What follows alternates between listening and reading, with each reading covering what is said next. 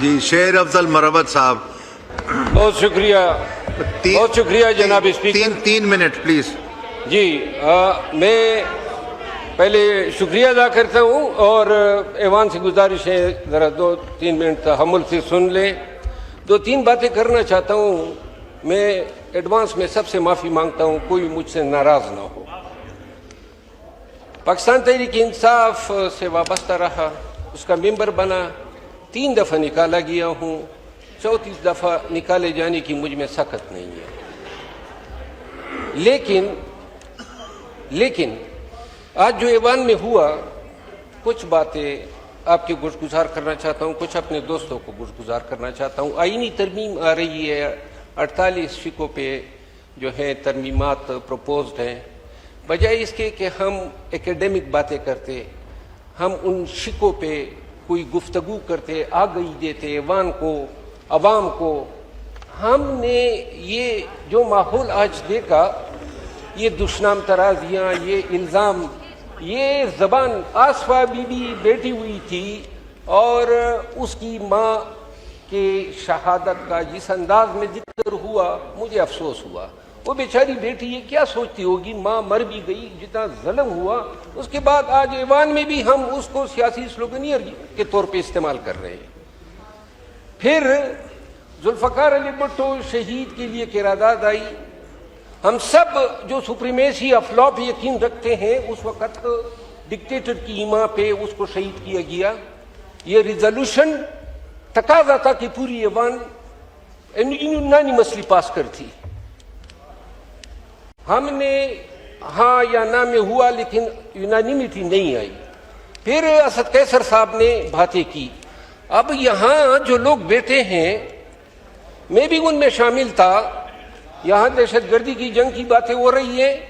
یہ پورے ایوان کے تمام لوگ مل کے بھی اس دہشت گردی کی جنگ میں اتنی قربانی نہیں دے چکے ہیں جتنے میں اور میرے خاندان نے دی ہے، جتنی لاشیں میں نے اٹھائی ہیں، اور جتنی قربانیاں جو ہیں اس ملک کے لیے. صرف پاکستانی پیدا ہونے کا یہ وجہ تھی کہ زندگی جو ہے اس ڈب پہ چل رہی ہے کہ پتہ ہی نہیں چلتا ہے کہ خوشی کیا ہوتی ہے. اسد قیصر صاحب نے جو تقریر کی، آپ کو احساس ہونا چاہیے کہ اسد قیصر صاحب، اب ہمارا لیڈر جیل میں ہے عمران خان. ہم سب کو اچھی طرح علم ہے کہ غلط ہے، ناروا ہے، زیادتی ہے، کوئی اس میں مبالغہ نہیں ہے. لیکن یہ بھی حقیقت ہے کہ ہم نے ایوان کے اندر، کاش ہم اس طرح ایوان کو رکھتے. جب راجہ صاحب تقریر کر رہے تھے اور جس طریقے سے اس کو آوازیں اس پہ کسی جا رہی تھی، وزیر اعظم رہے ہیں، اسپیکر آف دا ہاؤس رہے ہیں، میرا خیال نہیں ہے کہ ایسے رسپیکٹیبل پرسن ایسے رویوں کے حقدار ہیں. لیکن صرف اتنی میری گزارش ہے، ایوان میں یہ ذرا آپ یاد رکھیں، میں قسماً کہتا ہوں، اور یہ ہر پی ٹی آئی کے یہ جتنے ایم این ایز بیٹے ہیں، سب کے کاروبار بند. سب جو ہیں، آدھی جو ہیں کے پی میں بیٹی ہوتی ہیں اپنی آزادی کے ڈر سے. یہ مجھے ان کی حقیقت کا پتہ ہے. اور یقین کریں، چوروں کی طرح چھپتے ہیں. کم از کم جو کرنے کر لیں، لیکن زندگی اتنی تنگ تو نہ کرے نا. زندگی اتنی تنگ تو نہ کرے نا کہ آدمی جو ہے اپنی ملک میں، اپنی دھرتی میں.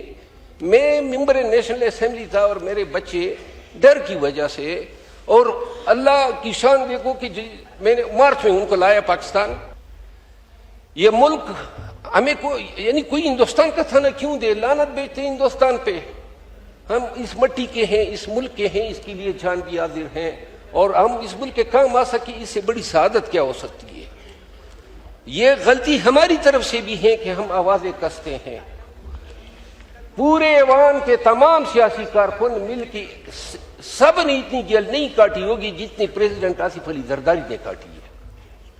تو لہذا اس کو چور چور کے نعرے کہنے سے کیا حاصل ہوگا؟ ہم ویسی ماحول خراب کر دیتے ہیں اس ایوان کا.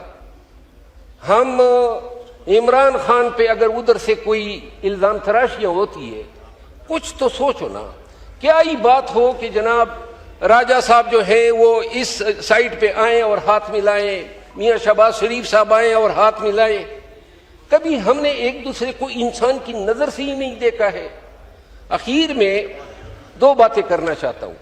ترامیم کل آ رہی ہے، دو ترامیم پہ میں اپنی رائے دینا چاہتا ہوں. ہو سکتا ہے کچھ لوگوں کو میری اس بات کا جو ہے کوئی فرق پڑے یا ناراض ہو جائے. آرٹیکل 243 امینڈ ہو رہا ہے. یہ آرٹیکل 243 آئین میں واحد سکھ ہیں جو سویلین سپریمیسی بالادستی کو یقینی بناتا ہے. پاکستان کی تاریخ آپ سب کے سامنے ہے. کب وہ دن آئے گا جب ہم سویلین بالادستی کی بات کریں گے؟ آپ 5 سال جو ہے جج صاحبان کی عمریں بڑھا رہے ہیں. ایک ہی سپریم کورٹ کے 2 کیٹیگریز بنیں گی. جو سپریم کورٹ میں رہ جائیں گے آرٹیکل 25 کی خلاف ورزی ہے، ڈسکریمنیشن ہے، یعنی ان کی 5 سال بڑھا رہے ہیں، اور جو سپریم کورٹ میں رہ گئے.